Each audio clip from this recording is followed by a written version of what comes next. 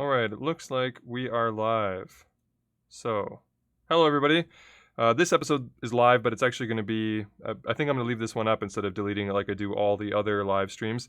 I've been wanting to do another one of those creative tech news videos for a while because many people have been requesting them, and I kind of abandoned that series several months ago. But we have a good excuse to do it today because I have a whole bunch of previously embargoed Panasonic announcements that as of 4:30 p.m. Eastern Time we're allowed to talk about, and it is 4:35, so here we go. I guess, oh, and I made a little intro for all you guys that are requesting it, so let's get undone.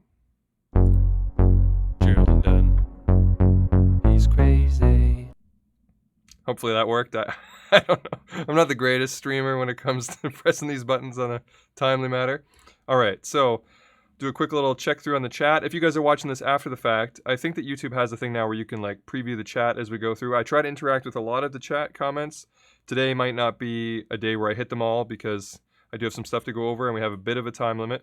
But I would suggest that you check out the chat if you're watching this after the fact. So, hello to everybody. I'm just looking through to see who's here now, and I will pop out this chat so that I can see it a little bit better because you guys all know that I'm terrible with the YouTube chat thing. Okay. Hello to everyone. I see there's quite a few people here already. That's awesome. And all right. So, let's pop this open. I should be able to make the documents appear over here. So let's give this a try.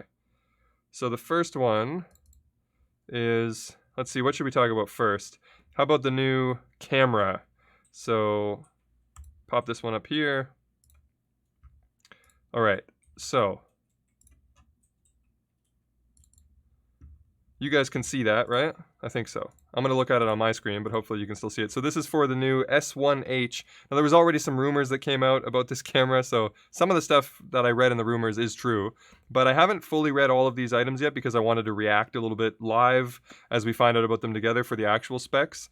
So this is the S1H.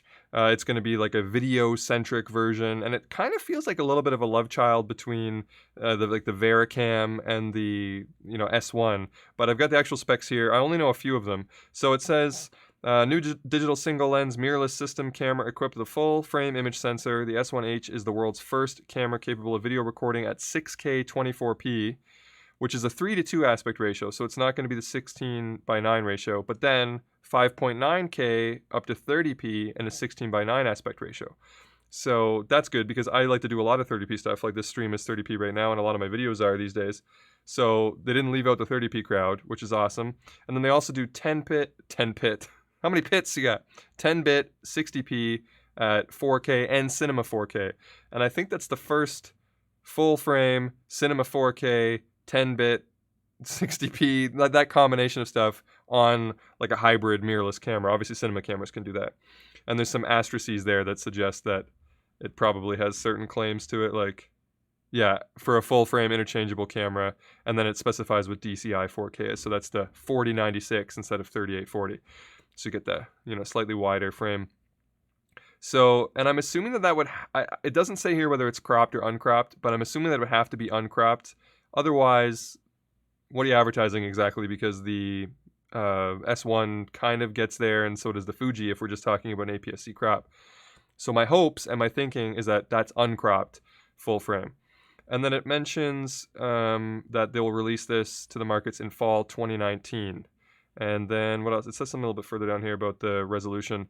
So multiple formats up to 6K. It's also the world's first full-frame digital instrument. Yeah, we said that already. Oh, and then it accommodates a variety of recording formats, including 4:3 anamorphic mode to meet professional needs. And high-resolution data can be used for creating 4K videos with higher image quality for cropping images in 4K. So that kind of makes me feel like you're going to get a larger sensor readout and push it down to 4K, kind of like what we're already seeing, with the GH5 or whatever, but out of the smaller sensors. Hopefully we're getting like a full-frame 6K to 4K uncropped up to 60p 10-bit. That's what hopefully it sounds like they're saying here.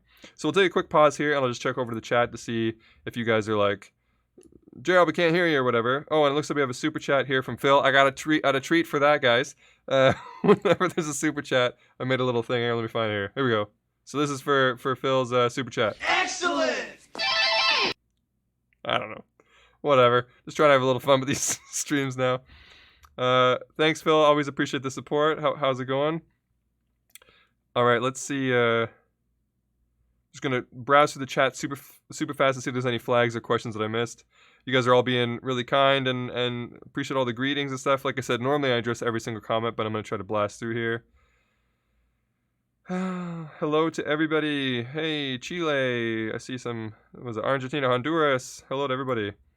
And then yes, 6K. All right, so we're caught up there. Should I buy S1 and sell an A7 III?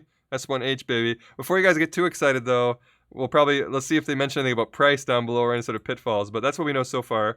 And then IBIS, we'll see if that's in the list as well.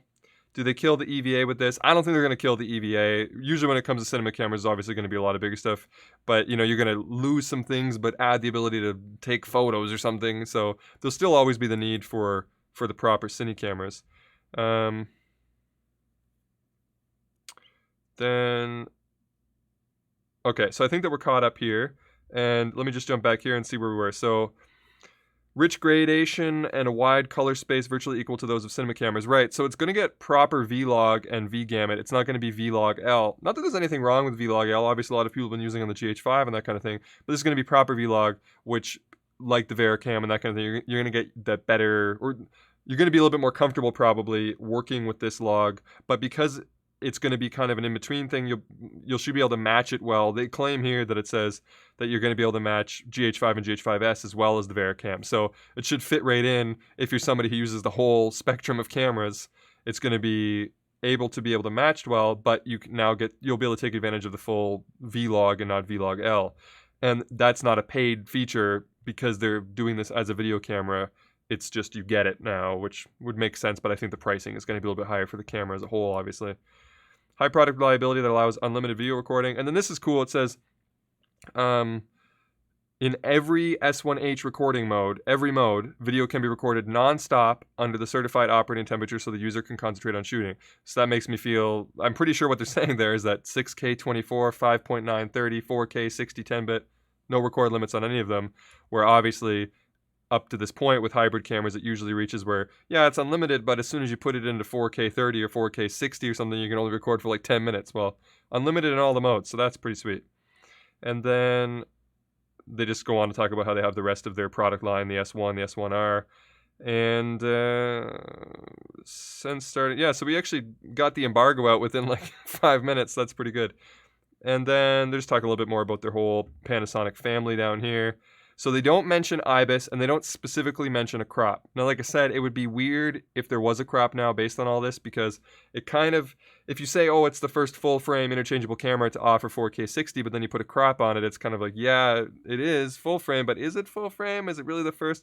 So I feel like it's got to be uncropped, and you also couldn't be doing that oversampling down to 4K if you're already cropping in the sensor on 4K, unless the sensor was really big. So I feel like we're going to get uncropped. As far as whether or not we're going to get IBIS, that one's going to be up in the air because they're making the camera a little bit bigger, and this is going to deal with heat and all the other, processing they need to do. So is that going to occupy the space that you would need for a large IBIS module in order to move that large sensor around? That's the only thing that doesn't mention here. I don't know if that means it doesn't have it and they don't want to write, hey, and we don't have IBIS. Why would you want to put that in a press release? So that's my feeling, is that it doesn't have it, or else they would say it, But it's possible it does, and somebody omitted it. All right, so let's see what you guys think of that, and then I'll move on to the, we got another super chat here. I get to play this again. Here we go. This is for AJRSA. Excellent! You guys like Bill and Ted? I love it. I don't know. Anyway. I see this in chats here. B&T. Wild Stallions. All right, so I like the idea here of like the full-frame version of the GH5, the G9, the GH5S. It's fun. Best super chat reaction ever. All right, so I saw some talking about 4,000 price point, so hold your horses, guys. 4,000 I would be okay with, reasonably, But I read some stuff about 5,000 to 6,000, and that's when it's going to be like, yowza, what am I buying, a medium format camera here, right? So I think if they could do it at like, 35, 39, then that's competitive. It's expensive. I'm not saying it's not expensive, but it's competitive in the sense that it's what, half the price of a cinema camera. But if you're gonna say charge $6,000 for it, a lot of people are gonna be thinking, well, should I get the C200? Yeah, it's not full frame, but I get dual pixel autofocus, because they don't mention anything about autofocus here, right? So we can assume it's gonna have like, you know, some kind of contrast. I don't even know if it'll have DFD. It might be more like Vericam autofocus, which means like, yeah, you can kind of acquire an image, but don't use it beyond that. But they don't mention it. So if it's like $6,000, then it's going to be like, should I get the C200? I already have my Canon mount, rather than, you know, adapting to Canon mount, buying that Sigma MC21 or whatever it is. I already got that. I've got dual pixel, and all I'm really losing is, I guess, a little bit of codec flexibility and the sensor size. But I don't know. It doesn't say anything about built-in NDs either, which was some of the rumors I remember talking about. So I'm going to assume that there's not that, or they would have said, holy crap, we've got built-in NDs. I'm just going to do a Control F and make sure I didn't miss it. No, I don't see anything about neutral or ND or anything like that. So it's exciting in some ways, for sure. What do you guys think? And then I've got another thing we're going to jump into right now. So let's see if there's anything else in the chat here. All right, cool. Looks like you guys are all on the same page. No mention of AF, no flip out screen. Yeah, so I think body-wise, it's going to be, I think it'll be the same as the S1, just, you know, maybe a slight bit bigger to allow heat. But I think that means same screen, probably same battery, same everything. I think it's a whole other thing if you got to go through and redesign all those components. So if you want to be able to put a camera out in the fall and you just had another camera, it's not going to be a complete redesign. So you can assume that it's going to be most of the same components. It's just going to be, this is basically computer work is what they're doing in this. How it's going to process the image, that's basically what's going on. All right, let's load up the next one here. How do I do that? Double click on that? Sounds good. Here we've got, let's go with the firmware. So this is the S1 firmware update. So this one's kind of cool for S1 owners. I'm definitely going to get this probably and test it out and let you guys know what I think. So I'll pop open, so I've got that there so you guys can see it now. It's small, I realize, but I'll pop it open here so I can read it as well. This is for the firmware. Okay, so this one says, software will expand the video performance for the S1. Panasonic announces the release of an upgrade software key. They're calling it the SFU2 for the full frame mirrorless camera S1. This is for July 2019. Now, obviously, we knew about this ahead of time, but when you guys asked me about it a lot of time, I said, I don't know. They're like, in my review on it, a lot of people mentioned, you didn't mention all the stuff that's going to come out in firmware. And of course not, because we didn't actually know exactly what was going to come out. So I didn't want to say, buy this camera because you'll get 4K 120 or whatever. But we don't know, right? So now we know. And the answer is July 2019. It's paid, obviously. The price was listed here as $269 Canadian, which should be about $200 for freedom money. Let me see here. Oh, I just converted it the wrong way. 270 Canadian to USD is 199. Yeah, so it'll be probably be $199 US. 269 Canadian. And it says, and then they talk about the S1H, which here it says the S1H features 14 stops of full Vlog, by the way. I guess I didn't really mention 14 stops. It should have a big dynamic range. Obviously, they're using Vlog, proper Vlog, and they've got a big sensor, so should get a lot of dynamic range out of the S1H. As far as the S1, it says equivalent to the Vlog of high-end cinema. Oh wait, are they bringing the same Vlog? The user can experience the 14 stops of Vlog on the S1 with the firmware update. So they're going to match the dynamic range. It's probably the same sensor. They're sort of like unleashing it with Vlog. And again, it's proper Vlog. It's not Vlog L. So you should get similar dynamic range to the S1H that comes out in the fall if you get this $269 upgrade. Let's call it a $200 upgrade for now, because I know that there's a lot more Americans than Canadians in the audience. So, and it says that see, this is funny. This says July 2019, but then down below it says will be available at select Panasonic. Oh, will be available in the Panasonic e-store in June, maybe? June or July, then. I don't really know, to be honest with you. Both months are mentioned here. Anyway, the actual functions of the software. 14 plus stops of Vlog recording. World's first 422 10-bit 4K MOV. It's funny that they specified MOV at 30p and 25p internal. So you're going to get 422 10-bit up to 30p internal, because right now it does, it's what, 10-bit 420? Or no, it's 8-bit only at 4K? I don't remember. I honestly don't remember. But either way, it's going to be 422 10-bit up to 30p, and then 422 10-bit up to 60p over HDMI. And we don't know yet, because it doesn't say it here, I don't think. I'll finish reading, though, whether they're going to change any, like, whether this is going to add any HDMI flexibility, because when I did my S1 review, if you remember, I said that the HDMI output options were rather limited, not like the GH5, which has a lot of options. So maybe they'll, beef that up a little bit so you can choose a little bit of how you want to customize your HDMI signal out. But it is going to have up to 60p 422 10-bit. And then Vlog and VGamut compatible with Cinema Vericam look, in-camera lookup table application enabling playback of Vlog. So they'll have the in-camera LUTs for the Vlog. Maybe you'll be able to download their like Vlog LUT as well and apply that if you want. Or maybe it'll be built into the camera. That'd be convenient, obviously, just the default Panasonic one. And then it also says a waveform monitor. So I'm glad that they're bringing that. That adds a little bit of value to, because $200 is a bit steep for an upgrade. So I'm glad that they're adding the waveform monitor.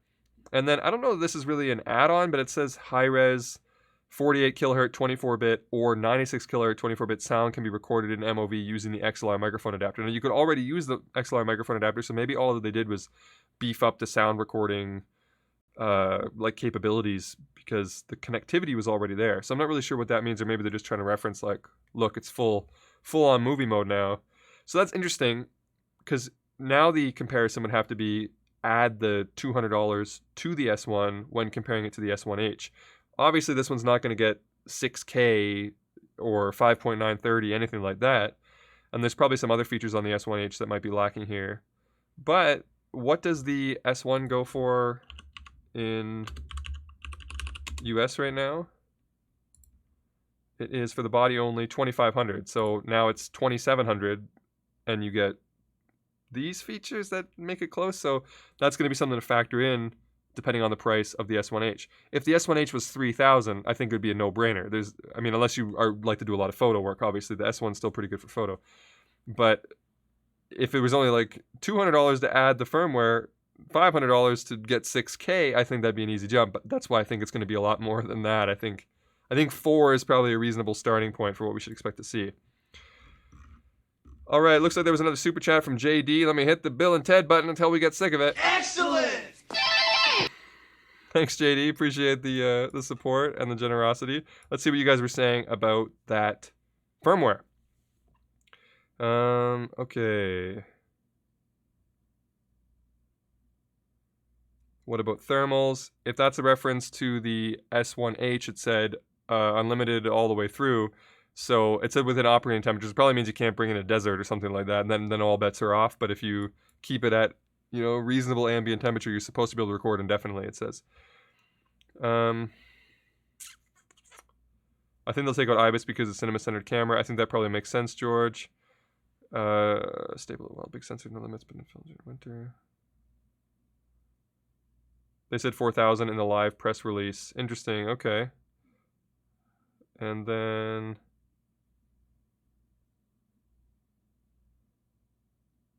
14 stops in video, like actually. 199, so 400 euros. I don't think the exchange is that crazy. Wouldn't it be like 250 euros or something? Actually, I don't know what the most recent euro to US exchange rate is. Wait, euros are worth more than US dollars. Isn't it? No, you got me. Or that's pounds. I just realized that symbol was GBP anyway. So 199 US to the pound is 157 pounds. There we go. You guys are all confirming it's 4,000? Okay. So that is a factor then, like I said, because it's going to be 2,700 for the S1 with the video update, or 4,000 for the S1H. But I guess you got to pay the premium if you want that 6K, or 5.9K rather.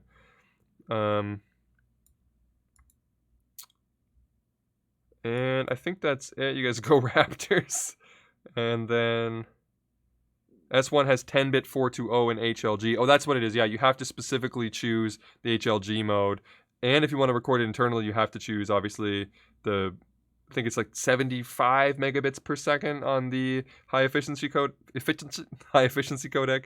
So it is kind of restricted in that. It's not exactly you just with the GH5 you choose your mode and then you can choose whether you want 8-bit or 10-bit and then you can choose further down from there. With the S1 it's kind of like that's your 10-bit mode, that one setting over there, use it or don't use it basically. And it was the same thing with HDMI. It was like use it or don't use it. It's like an on off.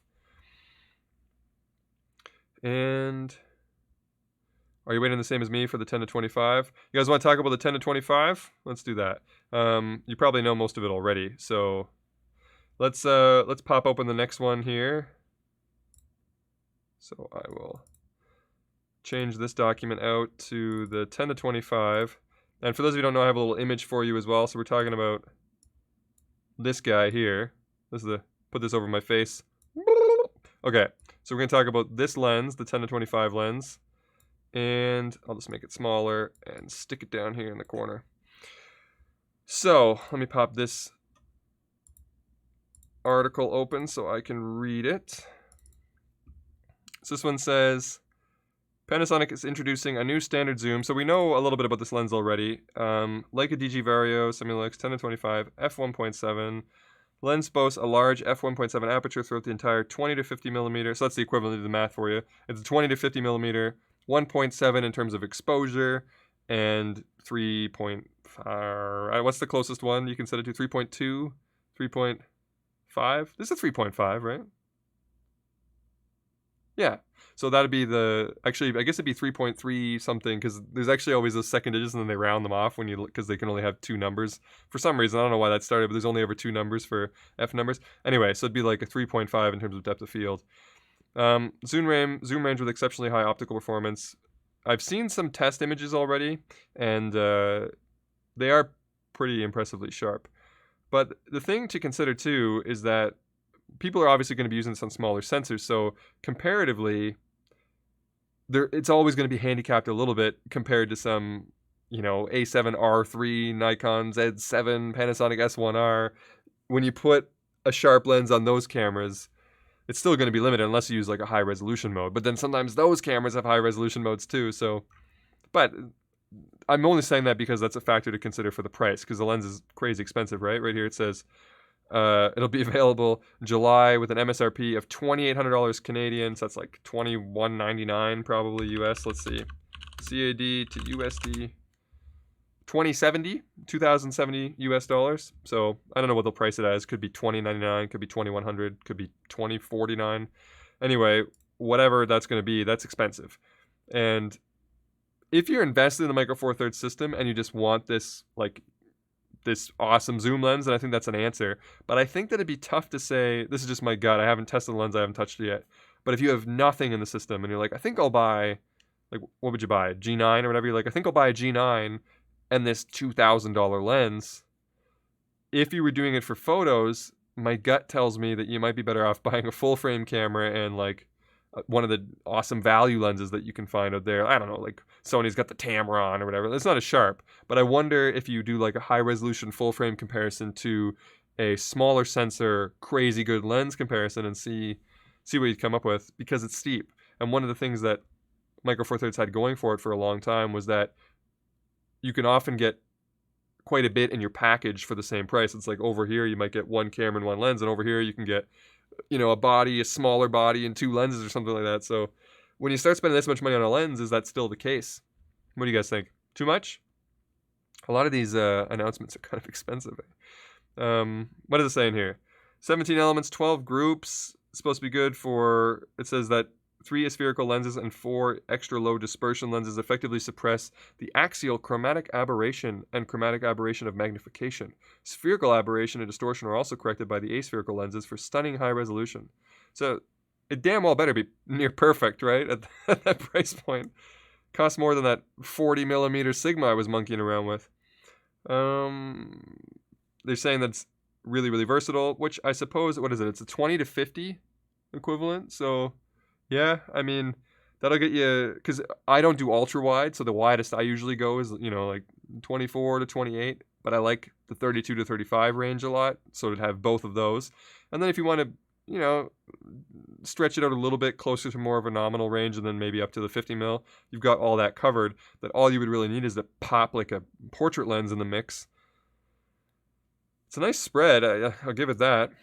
And then there is a second page here, but I don't really know what's on it. What's on it? It just says that it has exceptional barycentric stability to minimize image shifts during zooming and adoption of focus clutch mechanism. Yeah, gotta love that focus clutch, because obviously if you're going to use this for video, one of the biggest issues with a lot of the Micro Four Thirds cameras, because they're all, well, an issue with mirrorless cameras is that non-linear focusing is a disaster. So focus clutch is awesome.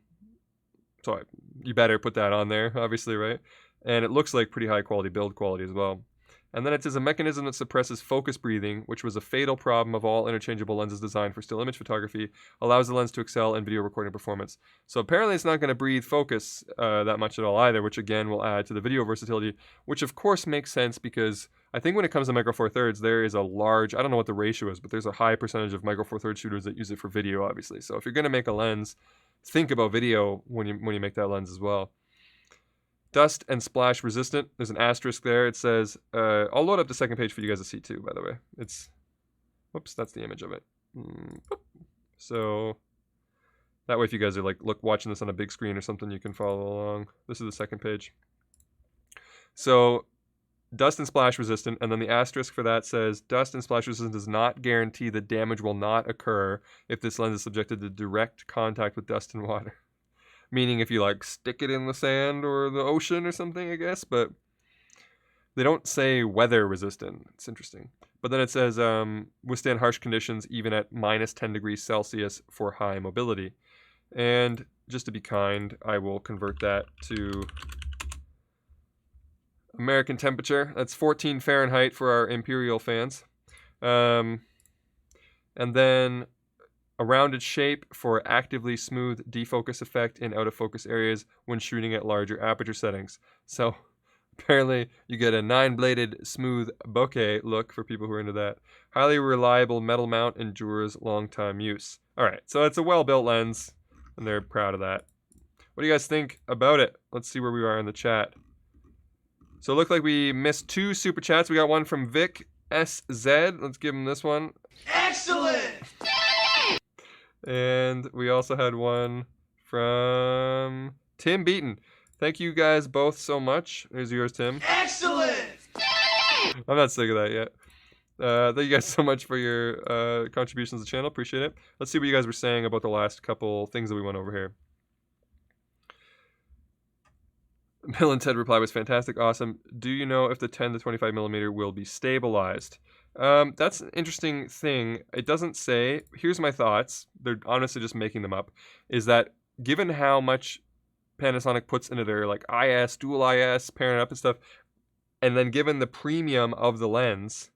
Now, sometimes you do compromise lenses when you put stabilization in the lens. It gets bigger and heavier and bigger. But this one seems like it's going to be big and heavier anyway. They say bigger and bigger. Anyway. So for me, it seems like they already went bigger. They went heavier. They went pricier enough that it should probably have an IS mechanism in it, but it doesn't mention it. At least I missed it if it does. So that is kind of interesting that they didn't mention it, which of course makes me think that it doesn't have it, because why wouldn't you say it if it does? Activate dual IS or whatever, you know, why wouldn't they say that?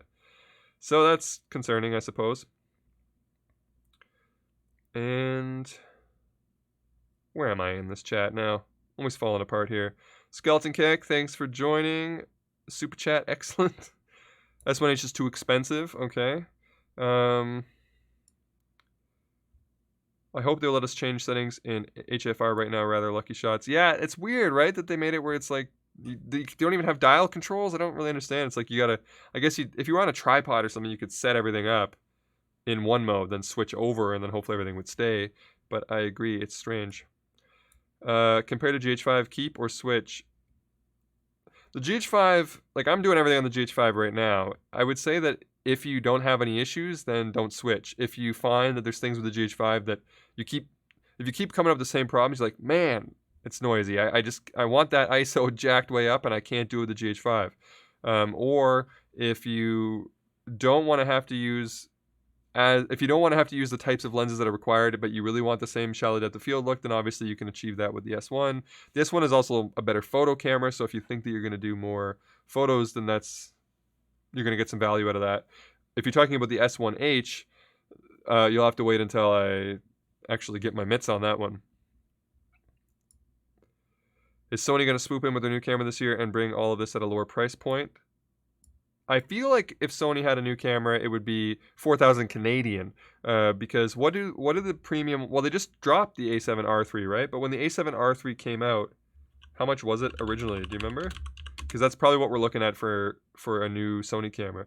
So it's 25 now, but it was 32. Okay, so that might, I mean, that's probably a reasonable price point to suggest, is that if there's going to be some miracle Sony camera that everybody keeps making up, it's probably still going to be like three and a half grand, I would imagine.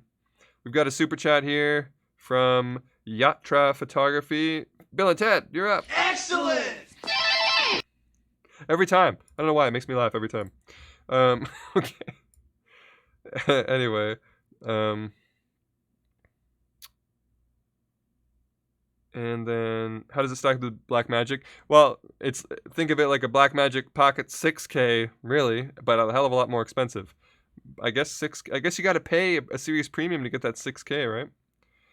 Did they state megapixel for the sensor? They did not, but I don't think that it's going to be like a GH5S thing, because I imagine that they're going to twist off of the S1's sensor, because they're claiming similar specs, and the S1's capable of 6K if you would have just, modded the way that it's processed. So that's my thinking, is that it's probably going to be the same sensor as the S1, maybe just tweaked a little bit. I'm making that up though, I don't know for sure. Is the firmware worth the upgrade? If you're shooting video, definitely. Vlog, the waveforms, and the better control of the bit depth is definitely worth it. I'll get it though, and I'll install it, and I'll make sure that it plays well, because if you can't really get into settings, or you can only use those settings in specific modes, and then maybe not. But it might just be a situation where it becomes just always shooting vlog, and if you're like, I hate vlog, then don't get the upgrade. It might be one of those, but we'll see. But as of right now, for video, I would say it definitely is. For photo, not at all. Yeah, 2,800 Canadian. I'm sure I cleared that up by the time I got to that comment. But so 2,000, 2,050, 2,000, 2,100 US. Hey Gerald, is 4K bad for a badly compressed 6K image? Oh, hello Gerald. It's $4,000 for a badly compressed 6K image. I don't know what the compression situation is going to be. I don't know what their codecs are, and that's not because they don't. I think that's just one where they didn't want to go into those details yet. So we'll have to see what the codecs are, and also, what kind of connectivity we could expect out of the camera, because then you can always overcome these issues with up to 4K. Well, yeah, that's the thing. How will you do with 6K? Because is there going to be some kind of 6K recorder? I don't know. And then what's the storage media going to be like? It's one of those things where specs are fine, but when it actually comes down to the usability, there's a lot of questions that you got to find out about. And I wish that they would give you like a nerd sheet as well if you were into it, that just like lists a whole bunch of like numbers and data rates and stuff like that. Does the firmware solve the problem? It doesn't mention anything about the slow motion problem. I remember there was somebody though that was messaging me about this directly, and apparently they contacted support and then got a response back that was like, we don't have that in our timeline to fix that. So I feel like if it was supposed to be fixed with firmware, with this specific firmware that they talked about, they would have said like, yeah, don't worry about it, that's getting fixed when that firmware comes out in the summer, but it wasn't mentioned. So my thinking is that they botched something with that high frame rate mode, and that I don't know if they know how to fix it right now. Gerald, what are your top 3 cameras for video right now, from cheapest to most expensive? Top 3 from cheapest to most expensive would be the Fuji X-T3, the GH5. Actually, the GH5 got price reductions. I don't actually know where it's priced into that, but and I guess Blackmagic Pocket Cinema 4K would be the cheapest if you're okay with cinema structured cameras. And then on the high end, I'd probably put the Sony A7 III, I guess. None of these are super expensive though. If we wanted, I was just doing the hybrid cameras. If we want to go above that, I would say that the Mavo probably, but that's like what, 11,000. So I think you're probably not asking me up there, but that'd be a good buy. C200, then the Mavo, and then the Sony Venice maybe. I don't know. 18 and 35 Metabones equivalent for the, yeah, I guess so, but That's still a cheaper combination, but I guess it's interesting because if you're only manually focusing anyway, that is interesting. Sort of, it's like they tried to make. It's like they almost like attacked that as like we just need to make that our own like unified system because everybody uses it anyway. So let's just build our own Metabones to 18 to 35. Even if it might be a near perfect lens, you can buy a lot of glass with the same money and EF and not micro four thirds mount. Exactly. The price is a factor. Like that obviously sounds redundant, but it's a big factor when it comes to there's a perfect lens, but it costs a certain amount, and then there's functional lenses that may not be perfect, but if you can get 3 of them or 2 and something else that'll help your workflow, then you're going to create more stuff. It becomes like a pretty interesting value proposition. I like how multiple people here are talking about the Sigma and Speed Booster combo. Lumix S1H announced today. Hopefully you caught the beginning of the stream there because we were talking about the S1H. Okay, I'm just going to blast through here. Sorry for the... I usually hit... If you guys first new to the stream here, I usually always hit all the stream comments. I'm not going to do them right now because I plan on keeping this video up, and for people to watch, I don't want it to be 3 weeks long. So usually I always reply to all the comments, but I'm not going to do it today. I'm just going to try to look through. If I miss something important that's like really important, just type it in 2 more times for me and I'll see it. But I think I've covered the stuff about the slow motion and $1,800 Amazon pre-order. Well, if that's a mistake, that'd be the US price. Yeah, I mean, by conversion, that makes it a more favorable price. If you're a Canadian, you're better off ordering at $1,800 because that's not going to be $2,700, $2,800. That'll be like $25. So you'll save a bit of money there. It doesn't have IS according to DP Review. Makes sense, so they would have advertised it, but does it make sense? I mean, it's already hefty enough. It should have IS, right? You'd think. It might just really be some extra bulk for no noticeable benefit. That's a good point, I guess. The Olympus 12 to 40. I suppose maybe, yeah, the IS is very good on the G9, GH5. Maybe they thought we're already making too big of a lens. So I can dig that. That makes sense. I'm just the type of person that when I see a big price tag and I think, is the lens big and heavy? And they're like, yeah. And I'm like, is it stabilized? No. Why the hell not? Who cares at this point? It's not like it's gonna make it from. I haven't actually carried it with a camera combo, but my feeling is like, what's an extra 150 grams on something that's already like a beast, Who needs 6K? Only the guys that already use cinema cameras. I guess that's a reasonable point. But the idea of this is that even if you don't think 6K makes sense for your workflow right now, you've got to start hammering these resolutions into the... Otherwise, it's never going to happen. Eventually, we're going to be in a situation where, everything's 8K, probably, right? So it's got to start getting its way lower and lower as it works its way down and digging into all the different hardware. So this is my advice to anybody. Don't be, hesitant or resistant to somebody putting 6K in something. If it's not for you, it's not for you. But remember how much people were saying, you'll never need 4K. 4K is crazy. And I've been saying for years, shoot in 4K. Why not? If it's so easy to do these days, and financially now it's not even that much of an obstacle. But when it first came out, sure, but don't naysay it, because eventually you want it to be something where they've refined, people buy it, it gets cheaper, they can put in everything, and then everybody could shoot 4K. I don't know. You get my point. It's never smart to dissuade innovation, because we always want to reward it and get lots of companies trying it and competing with one another, driving the price down, and then somebody has to do 8K for the same amount of money in order for them to... It's all good for us. But I agree that the average person probably doesn't need 6K right now, and if they were already needing 6K, like you said, they would probably already own a cinema rig. 4,000 on the body, 270 on update, 7,000 for a PC that can handle 6K editing. Yeah, I guess it's going to be Proxy Town for most people. Would you say Black Magic Buckingham is the best video under 2K? Yep, definitely. It's just you got to keep in mind that it's a cinema camera. This is for Gabe. And so if you're not comfortable using a cinema camera, then it might not be the 2K for you, and you might be better off spending it on a GH5 or an XT3. But if you're okay with the limitations of a cinema camera, best bang for the buck easily. Will there be a new firmware for the G85? I don't have an announcement sheet for that one. Good question. That's not one of the 4 that I have. The last one that I have, which we'll get to in just 10 seconds here, is more lens stuff. You're not in LA, so you're just out of date. Incorrect. That's the thing. Anybody that's talking about that stuff ahead of time broke their embargo. As you can see, it says right on this thing that it's embargoed until May 31st at 4:30 p.m. Eastern time. So even if they're in LA, the time zone is stated there, so all the rumors come out, obviously. Like, most of these things we talked about last week, but they shouldn't be. I honored the embargo, okay? What about using tags like this for questions? Yeah, I see it. It does show up better on my screen. I see @Gerald Undone in orange, so it is easier. If you have an important question, if you're just trolling, don't tag me in it. But if you really want me to answer a question because it's important to you, and you think that it's worth interrupting the stream, then tag it. Any other stream though, ask me all your questions. I don't care. Okay, so S1 has IS. Yes, it does. Has terrific IS. We were talking about the lens. The lens doesn't have IS. The new lens we're talking about here.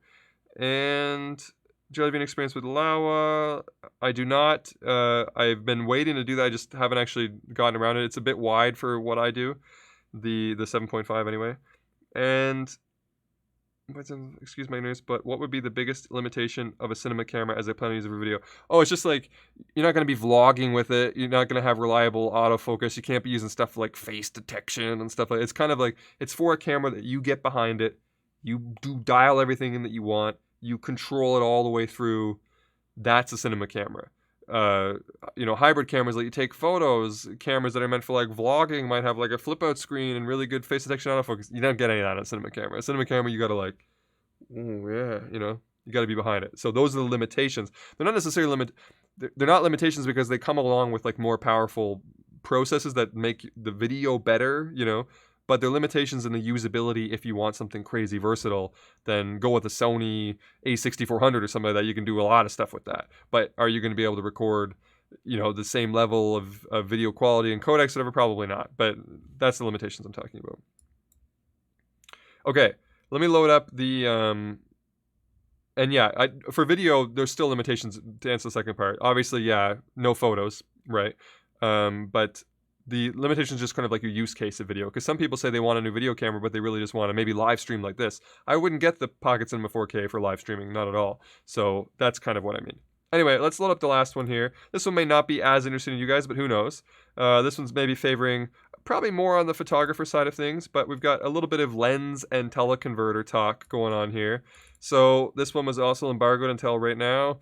And it says... got two new teleconverters, which you might have expected, the 1.4 and the 2 times. And it's the... Did I pop this up on the screen for you guys? I did. Okay. So, what do they say about it here? So, you can... And I don't know if they're coming out at the exact same time, but they're releasing to pair this with the new Lumix S Pro 70 to 200 millimeter f4 OIS. So, that's that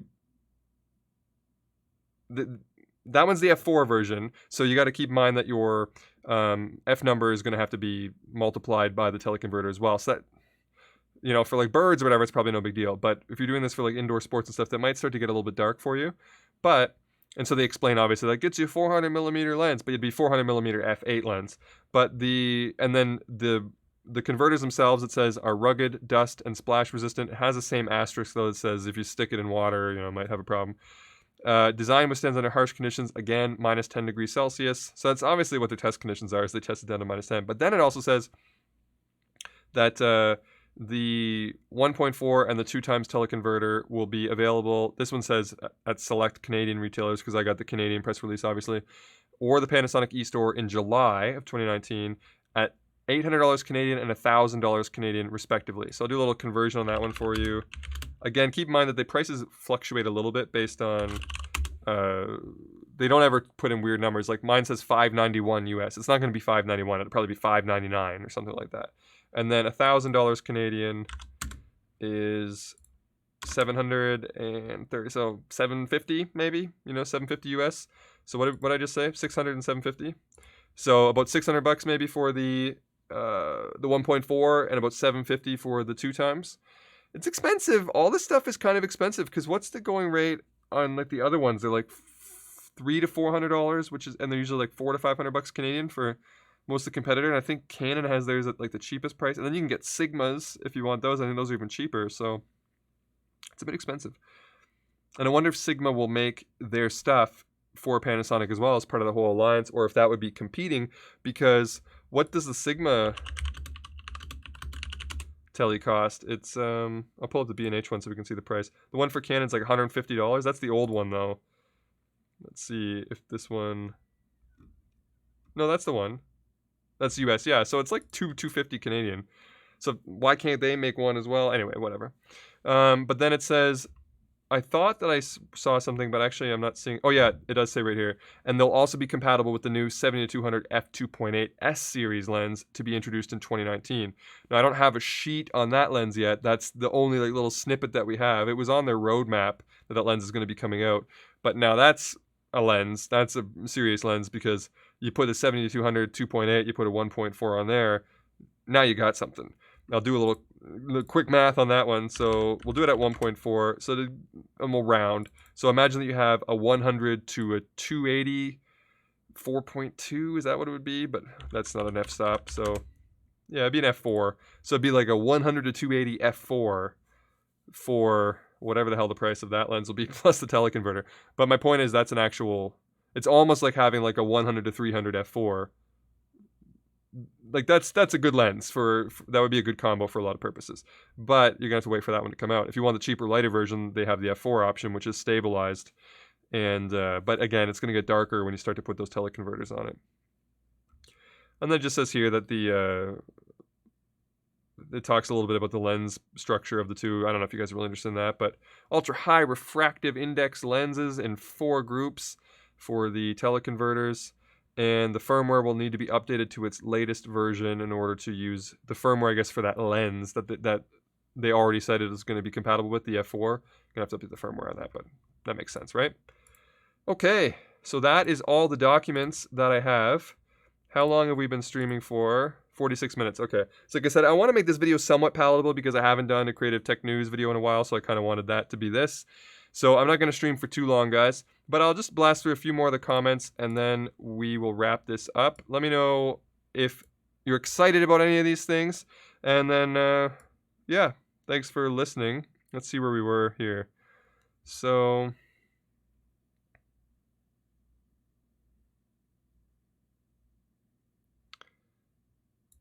Okay, so I'm starting here. David, did you catch if the S1H will have stabilization or they didn't say it? It didn't say it in the sheet. Somebody said that it does not. I don't know if they saw the announcement or not. But the fact that they didn't say it and that nobody's talked about it having it means that it probably doesn't.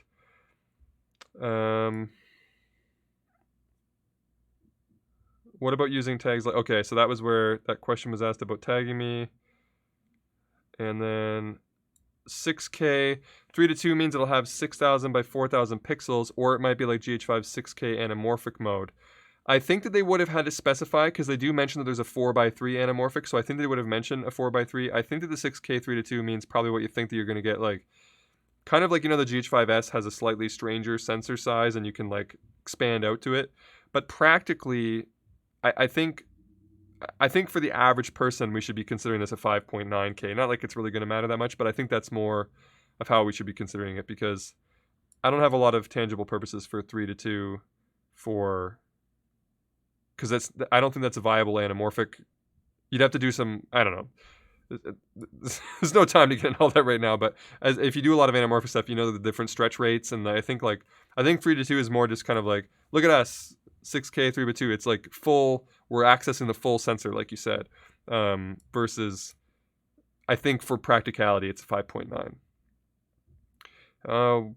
I didn't look closely enough at the specs. Are you sure they didn't eliminate IS on the S1H like they did on the GH5S?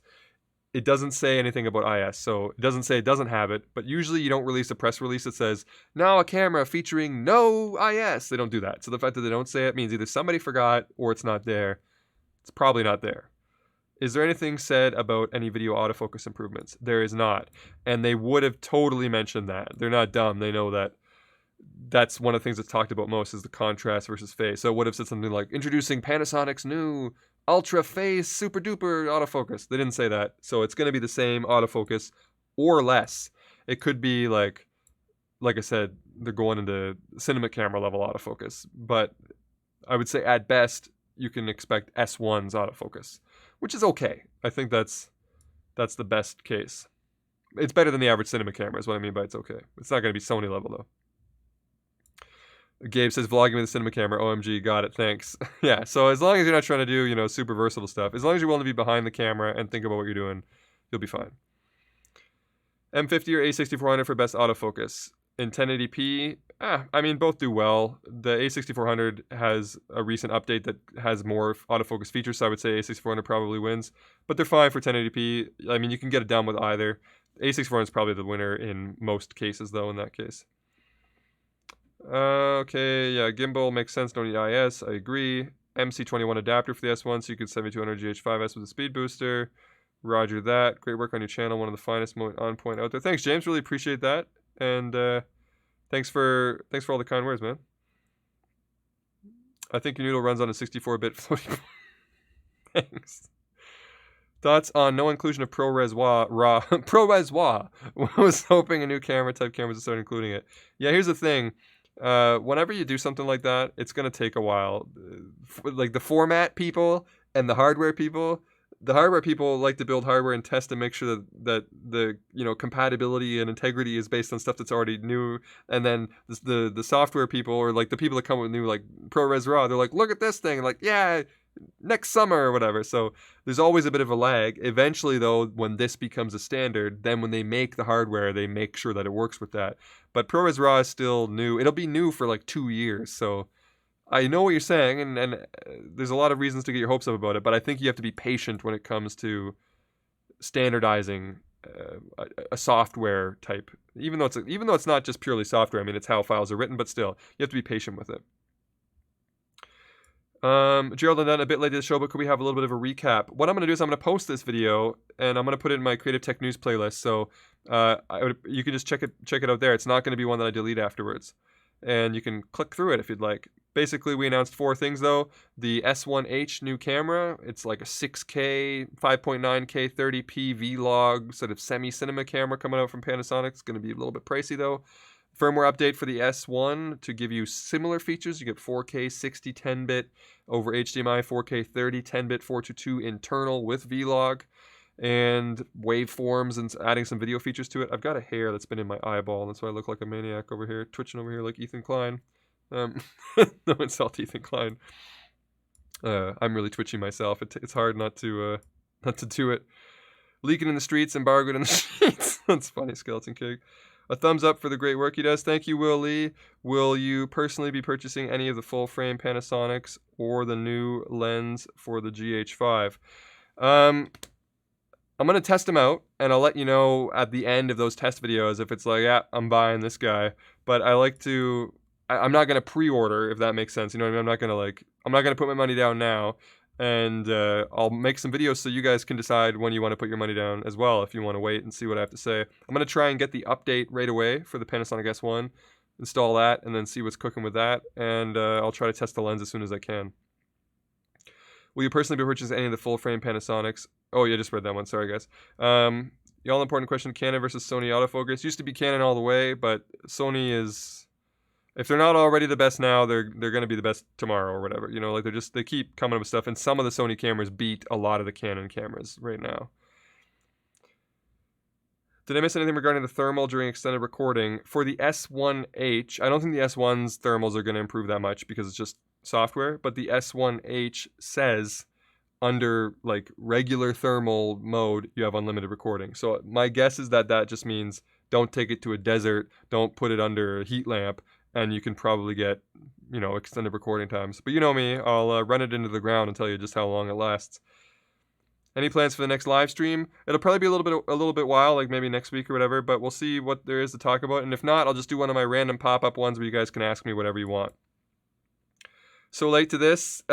Thanks for the emoji, Zachna. ProRes will be there eventually. Probably. Agreed. Put the money down now. Panasonic delivers. Oh, and extra special thanks to Julie for behind the scene works. Thanks, Will. I'll let her know that you said that. All right, guys. I think that's good. Did we pull it in under an hour? 54 minutes. We did it. Okay. So like I said, apologies for the rushed stream. This is actually going to be a bit of a video. And I don't know about you guys, but I'm the type of person that when I see a video is like 2 hours long, I go, and I watch something else that's like 15 minutes. However long it takes me to eat my snacks. That's how long I watch videos. So we're going to end this one here. But I hope you guys enjoyed that information. And yeah, I'm going to post this video afterwards. So I don't know, go check it out, give it a like, leave a comment if there's something that you wanted asked that I missed. And I should have this video up, I don't know, whenever it's done processing. I think it takes YouTube a couple hours, so we'll say later on today or tomorrow it should be up, okay? Alright guys, it's been an absolute pleasure, and I will catch you in the next one. Alright, I'm done.